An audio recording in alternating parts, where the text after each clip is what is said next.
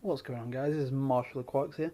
I'm here today to do a review and opinion on the Eheim thermometers, heaters for aquariums. I've got here the 25 watt and the 50 watt heater. In my opinion, I'll let you know now, the Eheim heaters are the best heaters in my opinion, hands down. I've run quite a few aquarium heaters. The Fluval heater comes second in my opinion. The fully submersible one, I can't remember what it's called.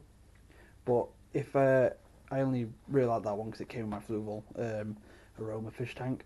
But if it didn't, I'd have bought one of these. These are the Eheim heaters, as I said. I got the 25 and the 50 watt. The 25 watt is reasonable for a 20 litre to 25 litre aquarium, and the 50 watt is for 25 to 60 litre. They are fully submersible pumps. They are adequate for freshwater and marine, and I guess you can use them in cold water if obviously set to a real low temperature. But other than that, they're made in Germany, so if that helps you with anything, it tells you that they are really good quality, because most things from Germany are incredible, in my opinion, to be honest. Here's the English section. So it's telling you it's a fully submersible glass thermometer, fully waterproof obviously, with a light indicator. It is also 170 centimeters long, and that is for the 50 watt, and for the 25 watt it's the exact same size. So if you're looking to pick one of these up, they are quite reasonable priced. I believe this one I bought from Amazon was 50 watt. I think it cost me £17 from Amazon, and then I picked this one up from a local shop what's close to me, and they sold me this for £15.25. So they're reasonably priced. They are the high-end aquarium heaters in my opinion. The bigger they are, the more wattage, the bigger obviously the price goes up. But for an adequate little small one, if you remember me setting this tank up what was literally minutes ago, I did put a 50 watt in that, and as you can see I have a second one there for breeding, and that's going to have this one for, so this is what this video is for here. Anyway, enough talking, let's get into the unboxing. It's quite an attractive box it comes in. It just has a simple, pull that out, simple fold up, and then we're greeted to a suction cup. And then just pulling it out, I can tell you now I've owned 8 of these heaters, and not a single one of them has been damaged or scratched from how they package it. So we said we get 2 suction cups to stick on the side of our aquarium.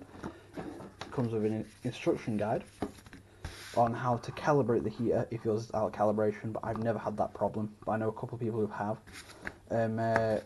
It's quite a lengthy book, obviously telling you not to do stupid things with it, because obviously they can be dangerous if you end up mistreating them or opening them. But yeah, so this is the physical heater itself. It comes with this little stopper on it here. This just goes further up onto there to stop it from smashing about. It comes with the clip already fitted. This is obviously where you would suck that to the side of the aquarium and then clip it onto the physical heater itself.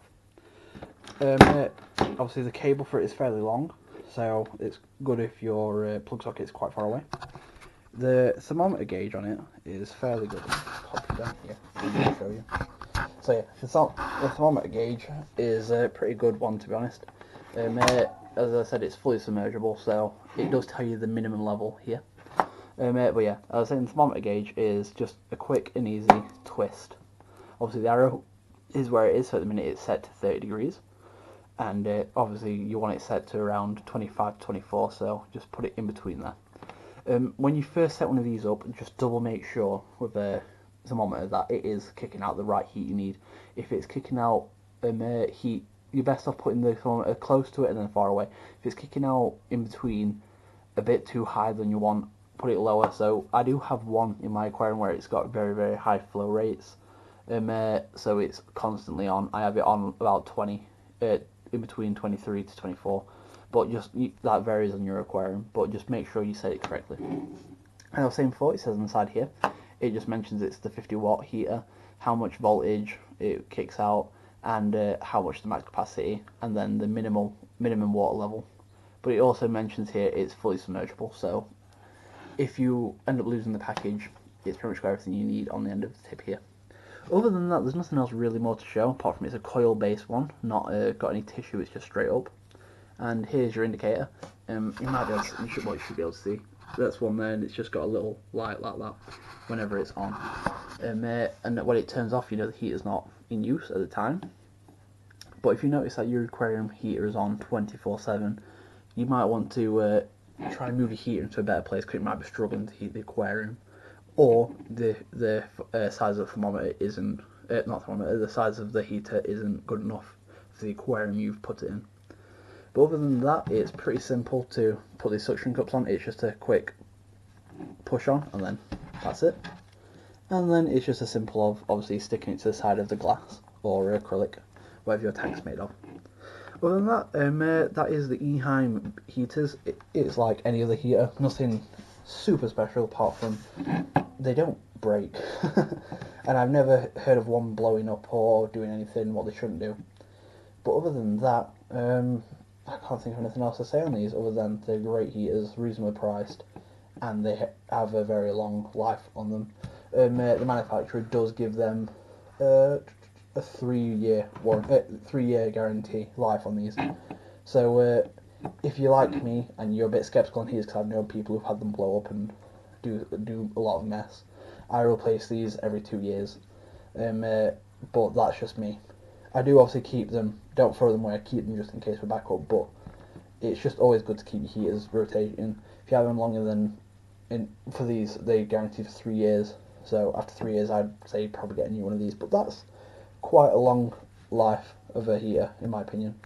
But other than that, thanks for watching guys. This is Marshall Aquatics again on the review for the Eheim 50 watt and 25 watt heaters.